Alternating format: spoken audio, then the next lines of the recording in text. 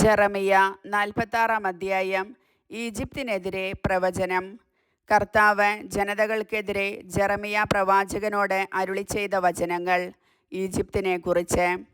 ജോസിയായുടെ മകനും യൂദാ രാജാവുമായ യെഹോയാക്കീമിൻ്റെ 4-ാം ഭരണവർഷം ബാബിലോൺ രാജാവ് നബുക്കദ്നേസർ യൂഫ്രട്ടീസ് നദീതീരത്തെ കർക്കമിഷിൽ വെച്ച് തോൽപ്പിച്ച ഈജിപ്തിലെ ഫറവോ ആയ നെക്കോയുടെ സൈന്യത്തിനെതിരെയുള്ള പ്രവചനം.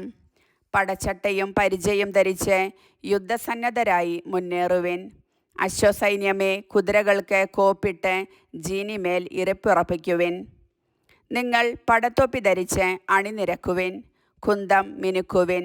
ഉരസ്ത്രാണം അണിയുവിൻ. എന്താണ് ഈ കാണുന്നത്? അവർ പരിഭ്രാന്തരായി പിൻവാങ്ങുന്നു. പടയിൽ തോറ്റ അവരുടെ വീരന്മാർ തിരിഞ്ഞു നോക്കാതെ തിടുക്കത്തിൽ ഓടുന്നു. സംഭീതിയാണെവിടെയും. കർത്താവ് അരുളിച്ചെയ്യുന്നു. വേഗമേറിയവന് ഓടിയകലാനോ പടയാളിക്ക് രക്ഷപ്പെടാനോ സാധിക്കുന്നില്ല. വടക്ക് യൂഫ്രട്ടീസ് തീരത്ത് അവർ കാലിടറി വീണിരിക്കുന്നു. നൈലിനെ പോലെ ഉയരുകയും കൂലം തകർക്കുന്ന പ്രവാഹം പോലെ ഇരമ്പിക്കയറുകയും ചെയ്യുന്ന ഇവൻ ആര്? നൈൽ കണക്കെ ഈജിപ്ത് ഉയർന്നു വരുന്നു. കൂലം തകർക്കുന്ന പ്രവാഹം പോലെ തിരയടിച്ചുയരുന്നു. അവൻ പറഞ്ഞു, ഞാൻ ഉയർന്ന് ഭൂമിയെ മൂടും. നഗരങ്ങളെയും നഗരനിവാസികളെയും ഞാൻ നശിപ്പിക്കും. കുതിരകളെ മുന്നോട്ട്, രഥങ്ങളെ ഇരച്ചു കയറൂ. പടയാളികൾ മുന്നേറട്ടെ. പരിചയേന്തിയ എത്യോപ്യക്കാരും പുത്തുകാരും വില്ലാളി വീരന്മാരായ ലിദിയാക്കാരും മുന്നേറട്ടെ. സൈന്യങ്ങളുടെ ദൈവമായ കർത്താവിൻ്റെ ദിനമാണിത്. പ്രതികാരത്തിൻ്റെ ദിനം. ശത്രുക്കളോട് പകവീട്ടുന്ന ദിനം. അവരെ സംഹരിച്ച് വാളിന് മതിവരും. അവരുടെ രക്തം തൃപ്തിയാവോളം കുടിക്കും. ഉത്തരദിക്കിൽ യൂഫ്രട്ടീസ് തീരത്ത് സൈന്യങ്ങളുടെ ദൈവമായ കർത്താവ് ഒരു യാഗം അർപ്പിക്കുന്നു. ഈജിപ്തിൻ്റെ കന്യകയായ പുത്രി, ഗിലെയാദിലേക്ക് പോകൂ. തൈലം കയ്യിലെടുക്കൂ. നീ അനവധി ഔഷധങ്ങൾ ഉപയോഗിച്ചു. എല്ലാം പാഴായിപ്പോയി. നിനക്ക് രോഗശാന്തിയില്ല. ജനപദങ്ങൾ നിന്റെ ലജ്ജാകരമായ അവസ്ഥയെപ്പറ്റി കേട്ടിരിക്കുന്നു. ഭൂമി മുഴുവൻ നിന്റെ നിലവിളി മുഴങ്ങുന്നു.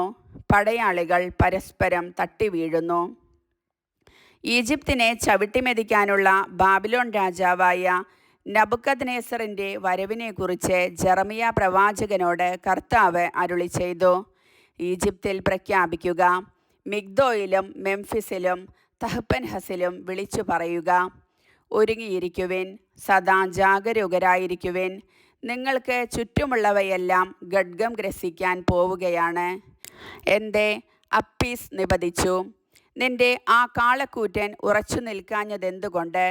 കർത്താവ് അവനെ വെട്ടിവീഴ്ത്തിയിരിക്കുന്നു. നിന്റെ ജനക്കൂട്ടം കാലിടറി വീണു.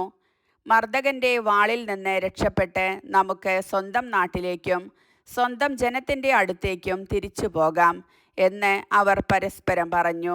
അവസരം പാഴാക്കുന്ന വായാടി എന്ന് ഈജിപ്ത് രാജാവായ ഫറവോയെ വിളിക്കുവിൻ. സൈന്യങ്ങളുടെ കർത്താവായ രാജാവ് തൻ്റെ നാമത്തിൽ ശപഥം ചെയ്യുന്നു. മലകളിൽ താബോറും സമുദ്രതീരങ്ങളിൽ കാർമലും എന്ന പോലെ ഒരുവൻ വന്നു ചേരും. ഈജിപ്ത് നിവാസികളെ പ്രവാസത്തിന് ഭാണ്ഡമൊരുക്കുവിൻ. മെംഫിസ് വിജനമായ നാശകൂമ്പാരമായി തീരും. ഈജിപ്ത് ചന്തമുള്ള പശുക്കുട്ടിയാണ്. വടക്കുനിന്ന് വരുന്ന കാട്ടീച്ച അതിനെ ആക്രമിക്കും. അവളുടെ കൂലിപ്പട്ടാളം പോലും തടിച്ചു കൊഴുത്ത കാളക്കുട്ടിയെ പോലെയാണ്. ഇതാ, ചെറുത്തു നിൽക്കാനാവാതെ അവരൊന്നാകെ പിന്തിരിഞ്ഞോടുന്നു. അവരുടെ വിനാശദിനം എത്തിയിരിക്കുന്നു. അവരുടെ ശിക്ഷയുടെ മുഹൂർത്തം. സീൽക്കാരത്തോടെ പിൻവാങ്ങുന്ന പാമ്പിനെ പോലെയാണ് അവൾ. ശത്രുസൈന്യം അവൾക്കെതിരെ വരുന്നു. മരം വെട്ടിവീഴ്ത്തുന്നവരെ പോലെ മഴവുമായി അവർ വരുന്നു. എത്ര നിബിഡമായിരുന്നാലും അവളുടെ വനം അവർ വെട്ടി നശിപ്പിക്കും. എന്തെന്നാൽ അവർ വെട്ടുകിളികളേക്കാൾ അസംഖ്യമാണ്. ഈജിപ്തിൻ്റെ പുത്രി ലജ്ജിതയാകും.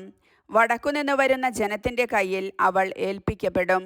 ഇസ്രായേലിൻ്റെ ദൈവമായ സൈന്യങ്ങളുടെ കർത്താവ് അരുളിച്ചെയ്യുന്നു.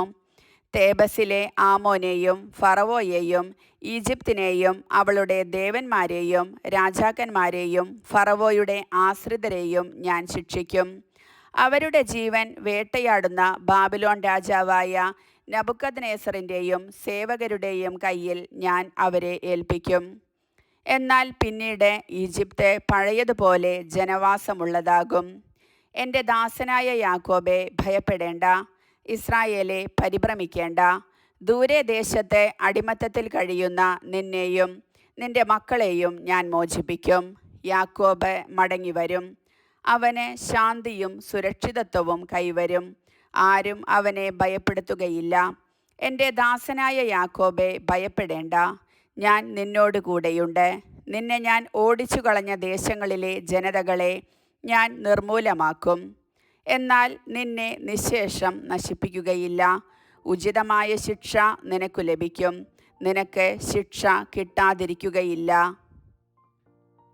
കർത്താവിൻ്റെ വചനം.